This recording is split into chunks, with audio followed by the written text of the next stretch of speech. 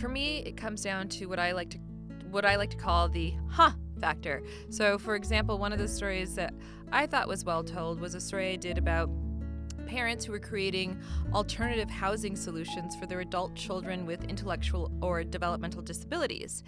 And I had heard about this maybe a year and a half ago, and I thought, that's a story I'd really love to pursue, this intersection of disability and aging. And it sparked a lot of conversation on social media, on Facebook. That's what I aim for. That's what I think all of the reporters at KJZZ strive to do. We strive to get our community to talk about something that we've reported on, to engage them, because this is their community.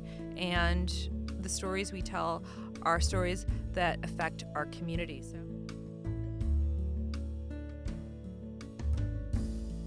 So our reporters do their absolute best to be the eyes and the ears of the community, but we can't possibly be everywhere at all times. And that's why it's so important to hear from our listeners, because even the smallest thing that they see maybe on their way to work and go, oh, I wonder what that's about, or why is this happening in my community? Odds are, if you have that question, somebody else has probably wondered about it too, and those can become really interesting and important stories, and we can help you find the answers.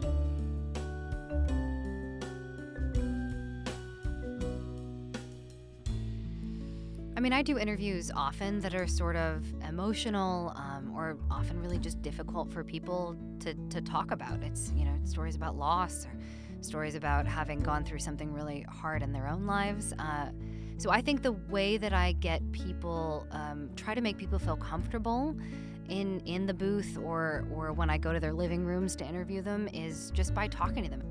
I also really want people in those situations to know that their stories are safe with us. Like, we are not here to surprise them with something that they're not ready to talk about.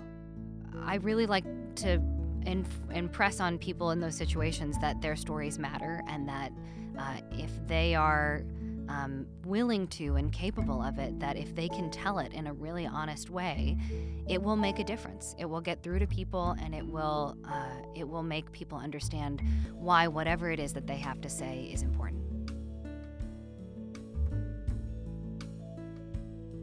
Several months ago, a formerly incarcerated person came to us with a problem. She was receiving bills for medical treatment that she received while she was incarcerated, but that's not how it works. She wasn't supposed to pay for those bills. The state is, and the state contracts with someone who is supposed to be taking care of these bills for her.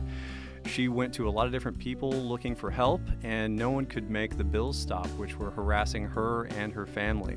When we told Ashley's story on KJZZ, an attorney heard her story and was able to follow up in the courts and make the bills stop. Stories like this happen because you support public radio and you support KJZZ, and thank you.